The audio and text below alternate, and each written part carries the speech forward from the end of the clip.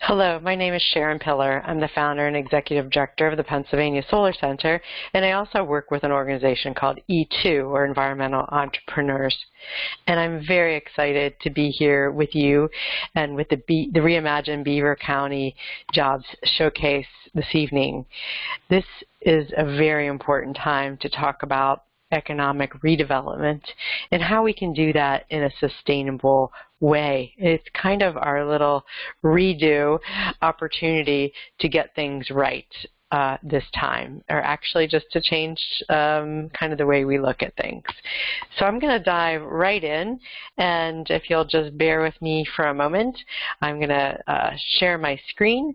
So as I mentioned, I think this is I really applaud the ReImagine Beaver County group for going down this road, and they've been doing this obviously for a number of years, but exploring what this means to combine economic development and sustainability, because we really need to have both of those pieces in order for this to work. And to create sustainability, to have economic health along with the health of our physical health, and also just the health of well-being, and which includes creating a just and an economy that works really for everybody.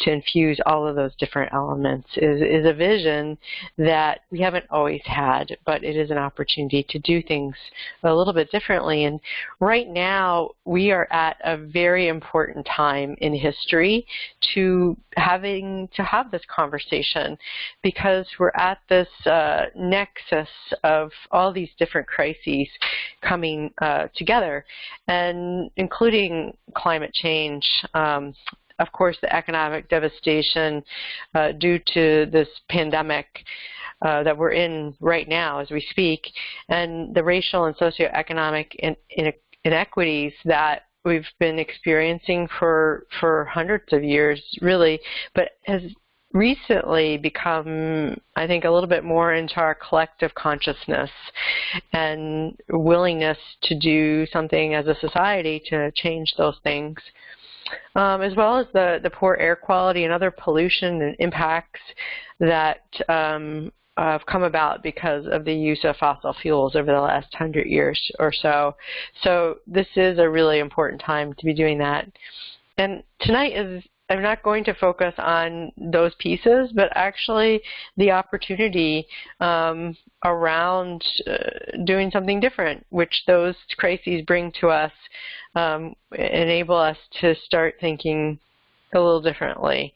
I think as we grow up, or we're born into a society and we grow up into communities, things are done. That's just the way things are done. We kind of accept that. And it takes a group like ReImagine Beaver County, or people who are doing something kind of slightly outside of what the norm has been, to create that window that maybe we've never looked through before. And so that's a really exciting time to do that. I'm going to be focusing on the energy sector right now and talking to you, but obviously what you're going to hear tonight is across a lot of different economic sectors, including green chemistry, green buildings and construction, even the ag sector, and recreation, ecotourism, and many others as well. But I get to talk, and my passion is about the clean energy sector, and I think that really does, and I'll just back up, really intersect with basically all of these different crises in a number of different ways. Creating a clean energy economy really does directly impact all of these things that I was just mentioning. So I'm going to dive right into the solar discussion. We know solar and wind, too, are the fastest growing energy sources across the world and in the country. And we see this rapid expansion in renewable energy really has happened just in less than 10 years. And that trajectory is rapidly growing across for homes and businesses and even large utility scale solar installations. And we've seen this because of the rapid decline, a 70% decline in the cost of the technology and of the increase of the efficiencies of these technologies as well have enabled this to happen. Obviously, the energy source with renewables, the energy sources are free, so once we pay for the technology and figure out how to do that up front, we've got clean energy for many, many years to come after that technology is deployed.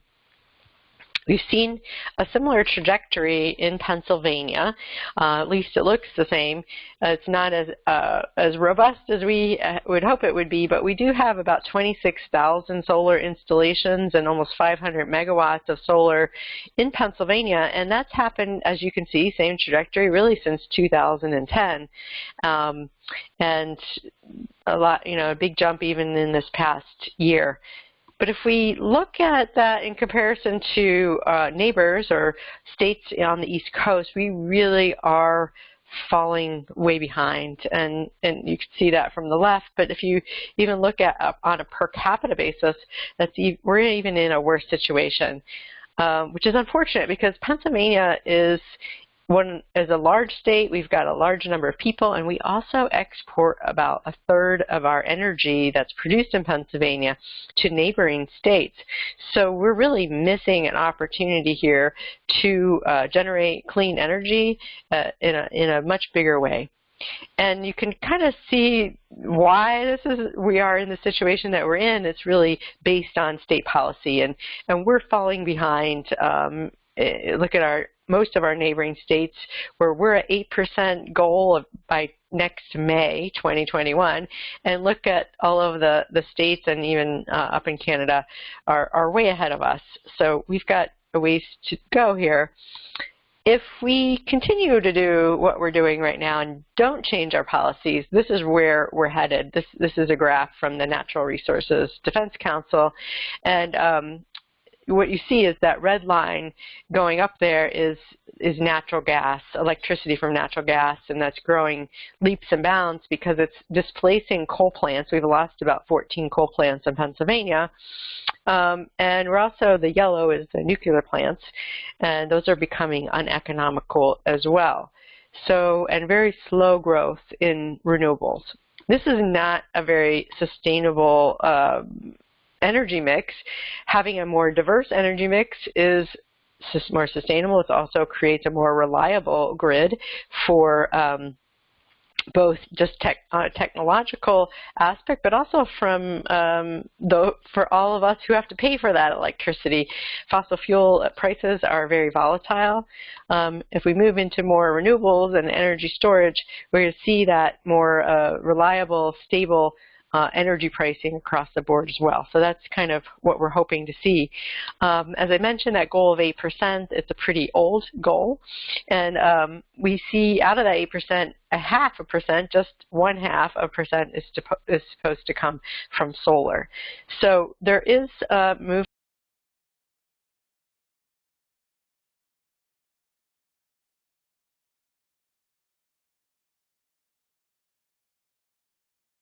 and tell them how they feel about renewable energy and trying to do something about it.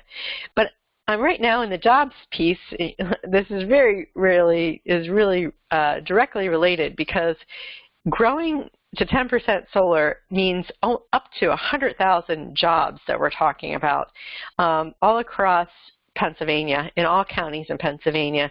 These are really good paying jobs, medium wages, and then we have some jobs that are installation jobs. We've got engineering and attorneys and accountants, and just sort of a whole gamut of salespeople across the whole spectrum of education levels as well. So this is where the opportunity lies in the jobs. This is another study that was done. This study was the Finding Pennsylvania's Solar Future by the Department of Environmental Protection.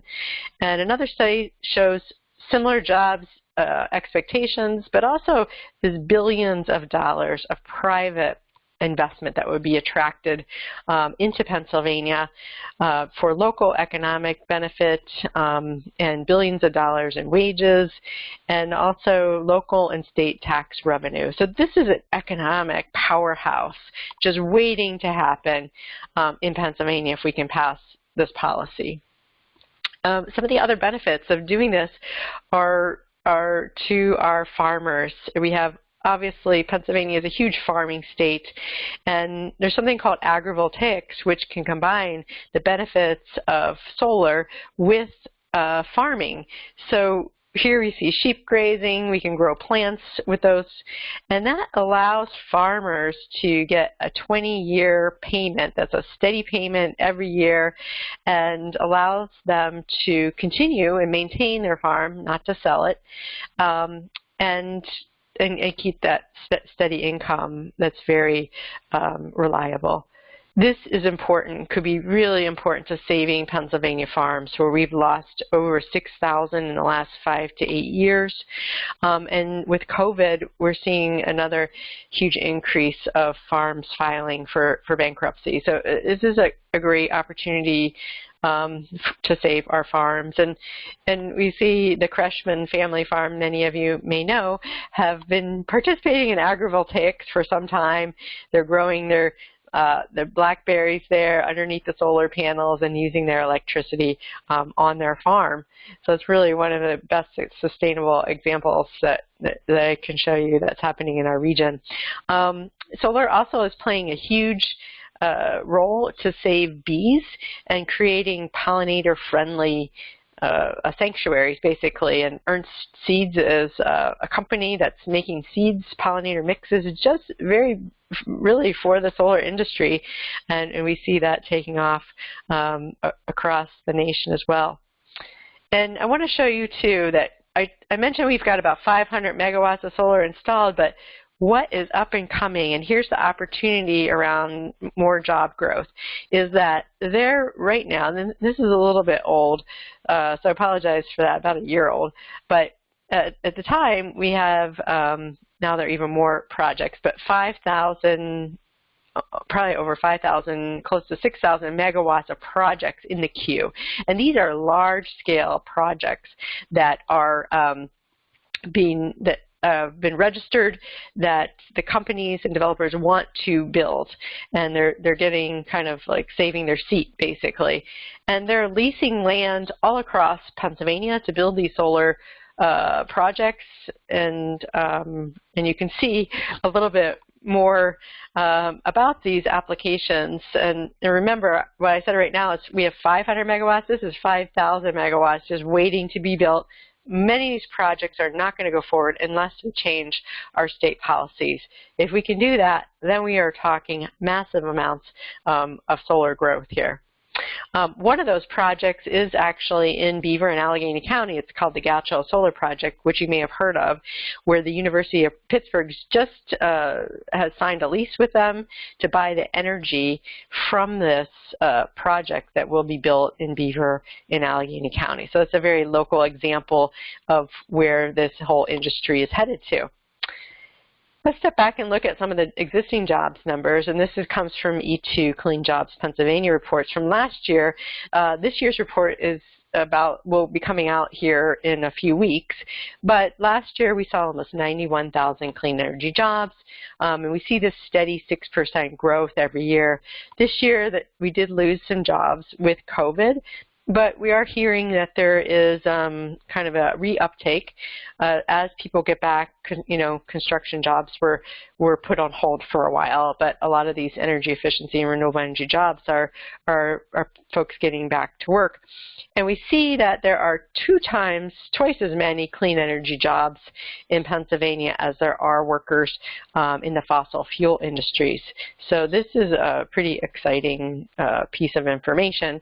And these jobs are spread across different sectors. Primarily, energy efficiency has almost 70,000 jobs, renewable energy close to 10,000, and then the clean vehicle sector, close to 8. And we see a very fast-growing sector in the grid modernization and storage areas, because this is a really fast-growing area. We combine storage and renewable energy, and then we've really got kind of the holy grail in energy, and that's where we're headed. If we look at these jobs by county, Allegheny County comes out on top as having the most clean energy jobs. A lot of those are in energy efficiency. And then 20% of the jobs across Pennsylvania are in Western Pennsylvania, with 7 Western Pennsylvania counties leading in the top 20 counties, including Beaver, who's coming in as number 20. So these jobs are here. It's just a matter of growing them. And I did mention the electric transportation sector. This is from a different report from the Advanced AEE organization, Advanced Energy Economy. And this report, I was just pulling out one piece of it I thought was interesting, because this crosses a number of sectors. If we can retool a lot of our existing, we have a lot of electrical component manufacturers in Western Pennsylvania and in Pennsylvania, and some of those could be retooled to make components for the electric transportation, but also smart grid and renewable energy and energy efficiency sectors. And that is an opportunity for huge growth and jobs if we can do that, beyond some of the jobs numbers that I'm already showing you. Some of these jobs are already in existence, with Burner Industries making those air curtains. When you go into a building and the air blows in you, it keeps warm air out, cold air in the summer, vice versa in the winter. Appalachian Lighting Systems making LED lighting, and many of you know Eaton Corporation that has the largest, right now, largest solar array at their facility, where they make a number of different electrical components for the energy efficiency and renewable energy sectors. And as well as a company called Accutrain that makes renewable energy transformers up in Fombelle. So I just leave you today. I think this is a really exciting place that we are in history, despite a lot of the very difficult times that we're going through. But I leave you with this thought, is that, sometimes things aren't so clear to us about where we're going, and we're never really sure. And the way that we were doing things seemed clear at one time, and that starts to change away. And we start rethinking things in a different way. And as we do that, and that's what ReImagine Beaver County is doing, is creating something with a clearer picture of our future. And I think that's an exciting vision to do that with. And I love to point to the quote from Rainer Maria Rilke, who is one of my favorite writers, poets, is that the point is to live the questions now. Perhaps you will then gradually, without noticing it, live along some distant day into the answer. And I think if we come back 5 years from now, that our pictures will be much clearer about the economy that we want to build and that we're excited to build, that does infuse our economic health, our physical health, and our mental well-being and societal health, to bring everybody to this point in our society. So I welcome you and applaud you for going on this journey tonight, but even beyond this. And thank you again to ReImagine Beaver County and all of your partners. Take care.